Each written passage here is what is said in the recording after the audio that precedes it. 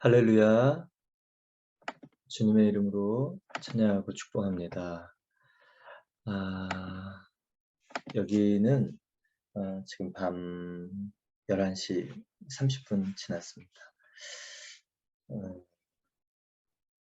그래도 이렇게 다른 곳에 왔지만 하나님 말씀을 전할 수 있어서 너무 감사합니다. 여러분에게 더욱 평안과 또 주님의 임재의 축복을 축원합니다. 오늘 말씀은 바벨론의 심판이에요. 바벨론은 어떠한 곳인가? 고난, 징계, 고통, 어려움. 그것이 바로 바벨론의 대명사입니다. 그런데 오늘 그 바벨론이 심판받아서 멸망한다. 오늘 메시지의 가장 큰 이야기는 우리의 고난이 끝이 있다는 것입니다. 어려움이 반드시 끝이 있다. 여러분 오늘도 희망을 가지시기를 축원합니다.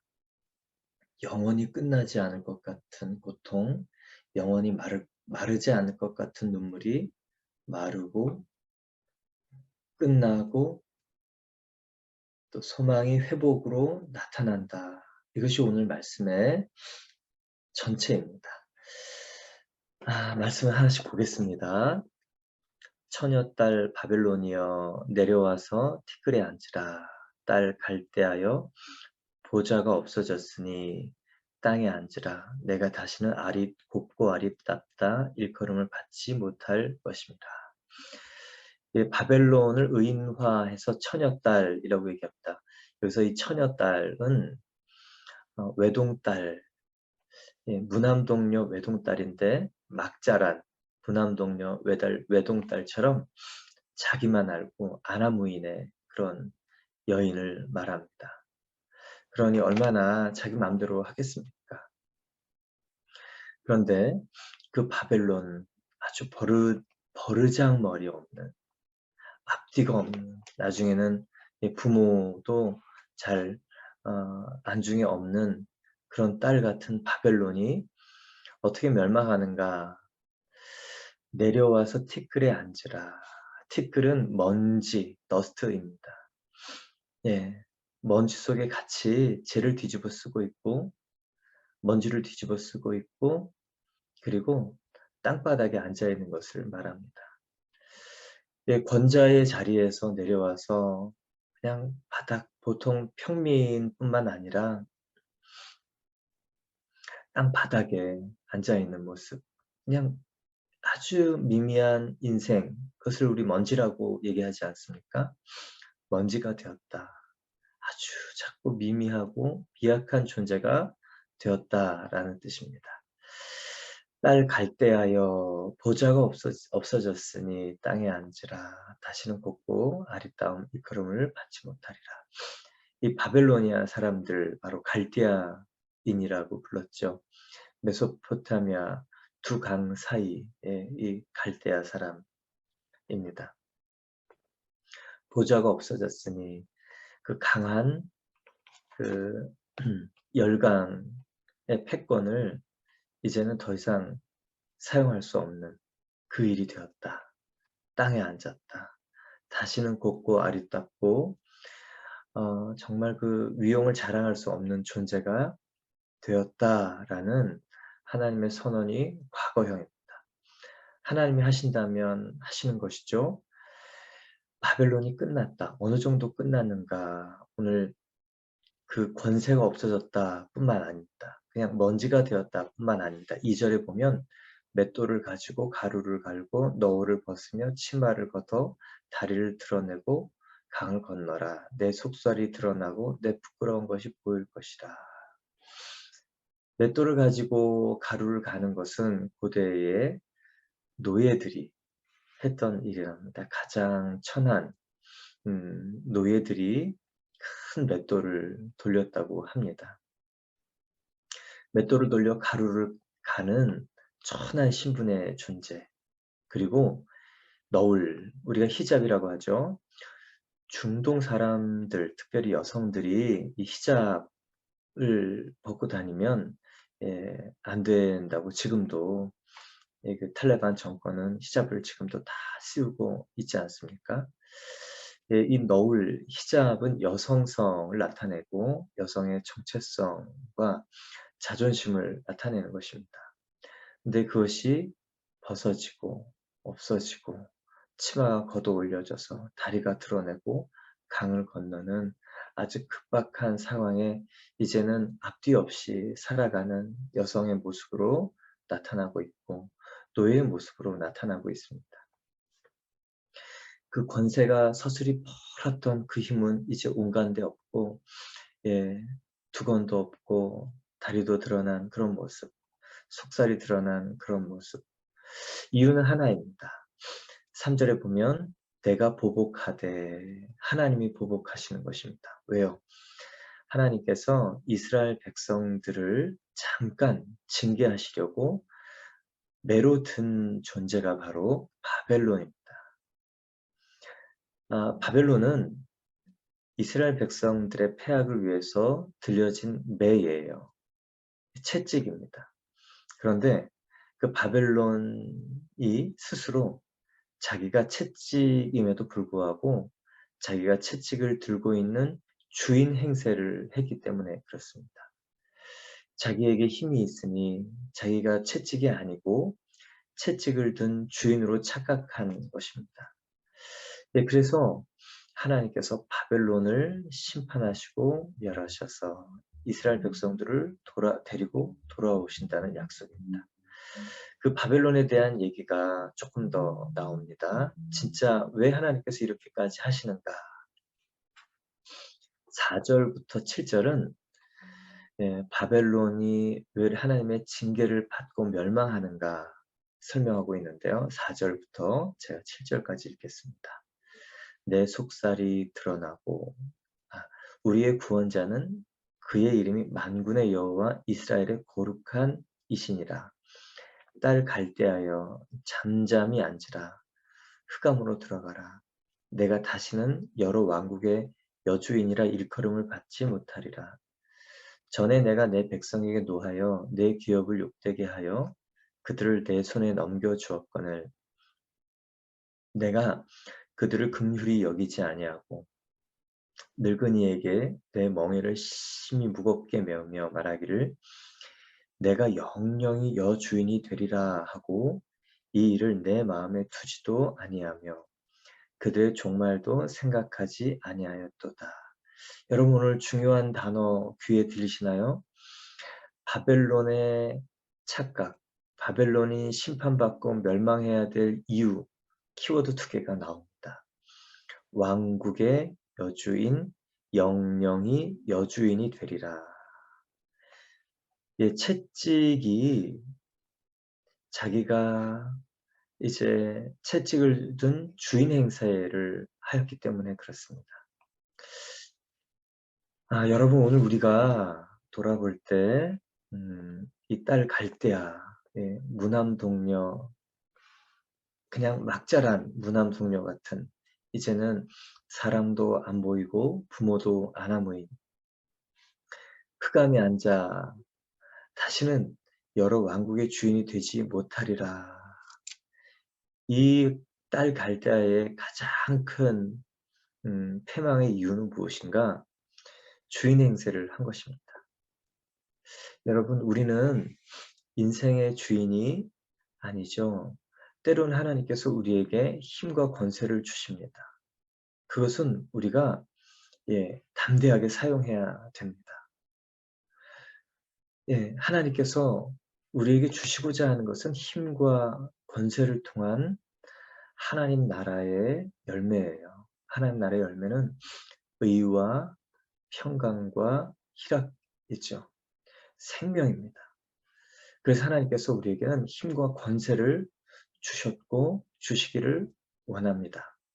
그것이 창세기 1장 28절에 인간에게 복을 주셨던 일이고 노아에게 복을 주셨던 일이고 예수님께서 십자가에서 죽으시고 부활하시면서 통치권을 찾아오신 이유입니다. 그런데 힘과 권세가 나에게로부터 나왔다 착각하는 순간부터 내가 내 인생의 주인이 되고 채찍인 내가 채찍을 든 주인 행세를 할 때부터 우리의 인생은 위태로워지고 내가 하나님 자리에 앉게 되는 것입니다. 그때부터 우리의 인생이 주변을 힘들게 하고 어렵게 합니다. 여러분 오늘 이 여주인 주인이 돼서 이 바벨론이 어떻게 했냐면 하나님의 백성을 긍휼히 여기지 아니하고 노인에게 심한 멍에를 메어 주고 no mercy 긍휼 없이 자비 없이 하나님에 대한 감각 없이 그렇게 행동했던 일입니다. 여러분은 노인들에게 이렇게 막 하지는 않죠. 그러나 하나님이 나에게 권세를 주신 이유, 건강을 주신 이유, 재물을 주신 이유, 생명을 주신 이유를 망각하고 내가 내 인생의 주인 되어서 살면 우리에게는 재앙이 옵니다. 오늘 저와 여러분이 주인 행세하고 있던 것이 있다면 그 자리에서 정말 인생의 참 주인인 하나님께 당신이 나에게 주신 권세이고 재능이고 힘이고 기회고 물질이고 자녀입니다. 그 참 고백이 있기를 축원합니다. 그러면 하나님께서 우리에게 주신 그 일을 통해서 생명의 일을 하십니다. 저는 어제 루마니아에 잘 도착했습니다. 집에서 떠나서 25시간 이렇게 경유하고 오느라고 25시간이 걸렸는데 긴 비행 시간이었지만 참 감사했습니다. 내가 뭐라고 이렇게 하나님께서 정말 성도들의 그런 초대를 받아서 루마니아로 올 수 있는가. 루마니아에 와서 이렇게 잠깐이라도 만난 분들 속에서 하나님의 일들이 일어나기를 간구하고 이곳에 있을 수 있는가 참 감사했습니다. 25시간 만에 도착하고 잠시 또 눈을 붙이고 아침에 일어나서 물론 이제 숙소는 늘 동일한 저희가 이제 사는 집 같은 모습이지만 나라가 다르잖아요. 그래서 눈을 떠서 정신을 차리고 제일 먼저 했던 기도는 하나님의 일들이 오늘도 펼쳐나기를 간절히 원합니다. 오늘 만나는 한 분 한 분에게 하나님의 사건을, 하나님의 기적을, 하나님의 임재를 나타내는 사람이 되기를 바라고 기도합니다. 이 기도를 했어요. 그랬더니 오늘 하나님께서 나에게 뭐라 그러셨지? 오늘 하나님이 기대하시는 것이 무엇이지? 라는 생각이 질문이 들어서 바로 전도사님 새벽 설교를 들었습니다. 믿음의 장부가 되라 라는 설교가 참 은혜가 되었고 저에게 하는 권면이었고 또 하나님께서 행하시겠다고 한 담대한 저에게 주시는 마음이라고 들렸습니다. 언제고 어디서고 하나님의 사람으로 살고자 하는 사람이 첫 번째로 해야 될 것은 하나님이 나에게 뭐라고 말씀하시는가. 역시 이거구나. 오늘 그 마음 품고 그것을 찾고자 서는 것이 하나님의 임재입니다. 하나님 보실 때는 그것이 우리 인간에게 의미 있는 하루이고 성공입니다. 어떠한 삶의 열매가 있었던 없었던 하나님 앞에 하루를 그렇게 살고 서고 기도를 하면 그날은 하나님의 사람으로서 동그라미 쳐진 날이죠. 그래서 해외에서 정말 그 방송으로 설교를 듣는 게 참 목마른 저에게 주시는 단비 같았는데 해외에서 듣는 분들이 이런 마음이시겠구나. 또 멀리서 인터넷으로 설교를 듣는 분들이 이런 마음이시겠구나. 병상에서 설교를 듣는 분들이 이런 마음이겠구나. 더 간절히 담대하게 하나님의 말씀을 선포하여 위로가 임하고 또 힘이 임하고 또 비전이 임하고 또 하나님의 역사가 임하도록 선포해야겠다라는 생각을 했습니다. 예, 하나님께서 이 바빌론을 징계한 이유, 예, 땅바닥에 이제 티끌같이 하신 이유, 착각 때문에 그렇습니다. 여러분, 오늘도 우리가 착각하고 있는 것 있다면 제자리로 돌아오면 됩니다. 우리는요, 예, 착각의 존재예요. 나에게 힘이 있고 또 그러다 보니까 능력이 있고 또 그러다 보니까 열매가 있고 그러다 보니까 내가 잘해서 그랬나 보다. 그런 착각 있다면 오늘 하나님 앞에 회개하고, 예, 오늘 4절에 이렇게 있어요. 우리의 구원자 그의 이름이 만군의 여호와 이스라엘의 거룩한 이신이다. 그분이 우리에게 주신 기회요 힘이요 권세. 그게 참 감격스럽고 또 감사할 때 우리에게 주신 모든 것은요, 비전을 위해서 주신 것이 됩니다. 오늘 새롭게 하나님께서 나를 통해 이루실 일들을, 예, 이루십시오. 더 행하십시오. 그러려면 온전히 하나님은 하나님 자리에, 우리는 우리 자리에 서면 되는 것입니다. 또 하나의 착각 있어요. 목사님, 내 주변을 다 둘러봐도 나를 도울 사람은 없는 것 같아요. 이런 상황, 저런 상황 속에 제가 희망을 품을 수 있는 일은 아무것도 없어요. 여러분, 그것도 여러분 생각이에요. 착각이에요. 아, 예. 내가 감정, 느낌, 또 상황의 주인의 자리를 뺏기면 그런 착각을 하게 됩니다. 물론 사실일 수 있죠. 그러나 우리에게 보이지 않는 더 큰 사실이 뭐냐면 하나님의 임재요. 하나님의 임재는 재앙이 아니요 소망을 향한 임재라. 단지 우리 눈에 보이지 않을 뿐이다. 그제 제 설교를 들으시고 목사님 참 은혜가 됩니다. 왜요? 그랬더니 사람 눈에서 벗어나서 사람 눈에는 보이지 않지만 하나님 눈에는 주목하여서 하나님께서 보고 있는 목사님 중국 사역을 보니 참 힘이 납니다. 그런 분이 있으셨어요. 그렇죠. 우리의 시각에서는 벗어날 수 있습니다. 우리의 시각으로는 안 보일 수 있습니다. 그러나 하나님의 눈으로 보면 보일 뿐만 아니라 하나님이 주목하여 보는 기간과 장소와 관계와 시간일 수 있습니다. 여러분, 오늘 절망할 수밖에 없는 일이다라고 생각하는 것도 착각이라는 거 기억하십시오. 어제 받은 문자 중에 감사한 문자가 하나 있었어요.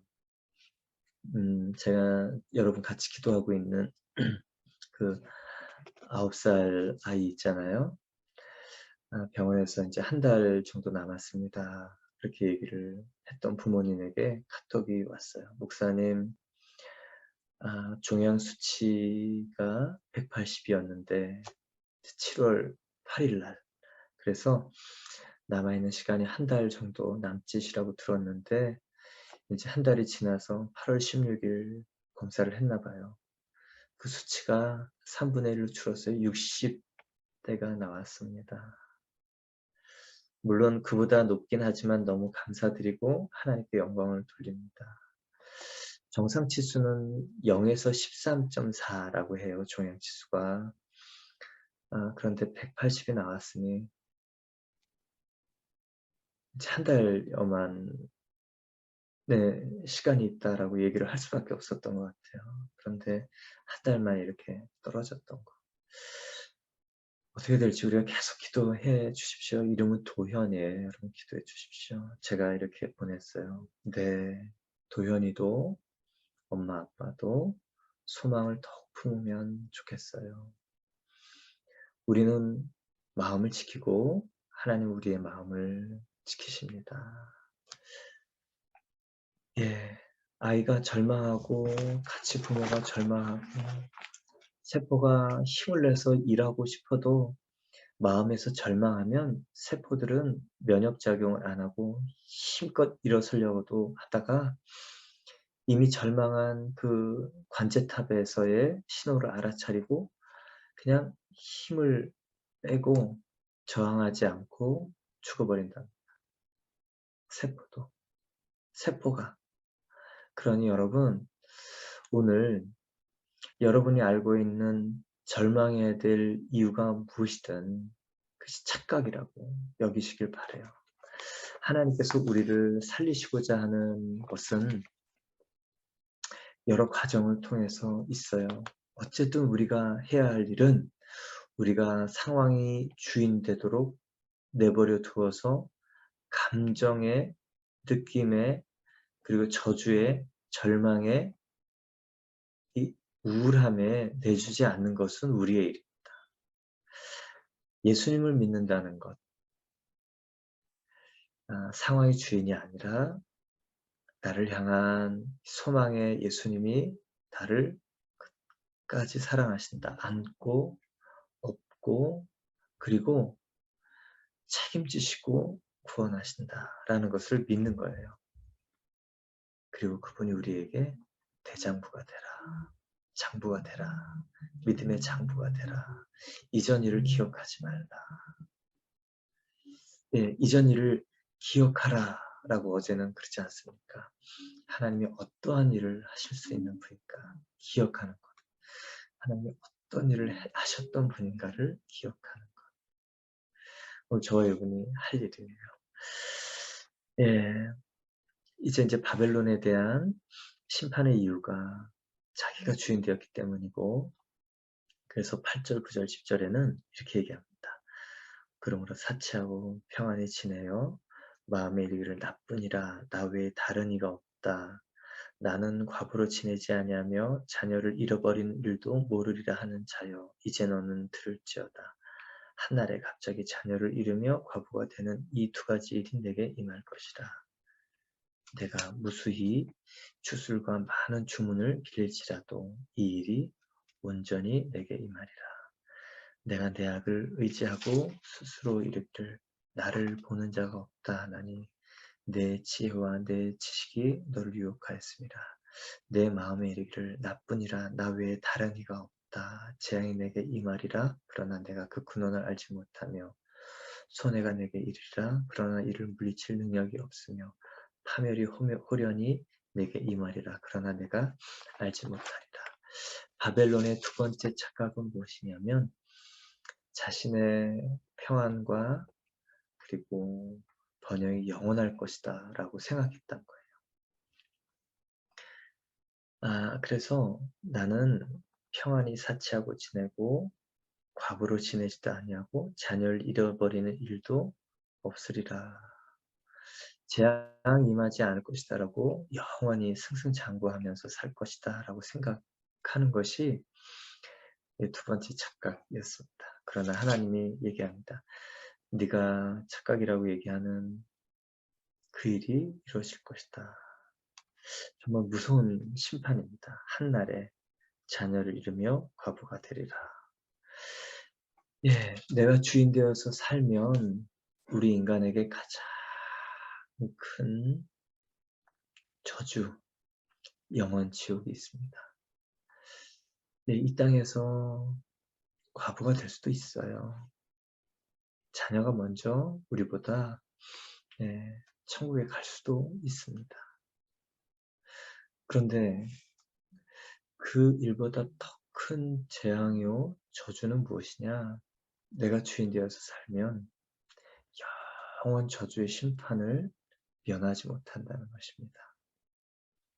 여러분, 그래서 오늘 내가 내 주인의 자리, 앉았던 주인의 자리에서 하나님이 나를 다스리시는 하나님이 나의 주인 되시면 어떤 일이 생기나 나에게 잠깐 징계를 하실 수 있지만 네, 고난이 올 수 있지만, 고통이 있을 수 있지만, 어려움이 있을 수 있지만, 끝이 있다. 끝이 있다. 반드시 끝이 온다. 희망의 해가 뜬다. 하나님께서 나를 죽이시려고 하는 것이 아니요 살리시려고 한다. 여러분, 이 마음이 있으면 견딜 수 있고, 그동안 내가 변하고 그동안 성장할 수 있습니다. 오늘 여러분 꼭 그 마음 품기를 바라요. 예, 동굴이 아니고 터널이다. 터널은 반드시 끝이 있다. 환한 날이 오는데 터널을 지나는 동안 내가 하나님의 사람으로 연단되리라. 변화된 모습으로 아침을 맞이하리라.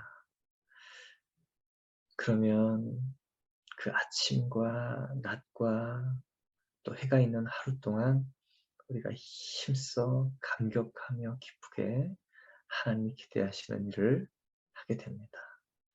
하나님이 주신 그 힘과 권세와 건강과 물질과 또 축복으로 살리는 일을 할 수 있습니다. 저 여러분이 정말 고난을 이겨내고 고난 속에 예수님이 다스리시는 사람 되기를 축원합니다. 고난 속에 고통 속이지만 정말 나를 다스리시는 주권자가 예수님 되시면 온전히 변화되고 살아나니 정말 고난이 나에게 유익이라 고백할 수 있도록 고통 중에 주인이 바뀌는 예수님의 목적과 방법과 그리고 가치가 우리의 삶의 모든 것이 되도록 변화되는 저와 여러분 되기를 축원합니다. 소망의 하루 되기를 축원합니다. 함께 기도드리겠습니다. 하나님, 오늘 고통 중에 있는 분이 있다면, 절망 중에 있는 분이 있다면, 또 어려움 속에 끝나지 않을 것 같은 그런 늪에 빠져 있는 것 같은 분이 있다면 하나님 찾아가셔서 말씀하여 주십시오. 오늘 너와 함께 내가 너를 안고 업고 구하여 내리라. 우리가 하나님의 자녀임을 기억하고 변화되어 소망의 일을 보게 되리라 믿고 오늘도 하나님께서 세우신 그 자리, 어려움의 자리, 또 고통의 자리, 그러나 내가 변하는 그 자리, 또 하나님의 기이한 일들을 보게 될 자리, 그것이 눈에 보이도록 주님 우리의 마음과 생각을 바꾸어 주시옵소서. 한 분 한 분 심령 안에 소망이 있기를 원합니다. 생명이 근원이 소망의 마음을 말씀으로 지킬 때 나타나는 줄 믿습니다.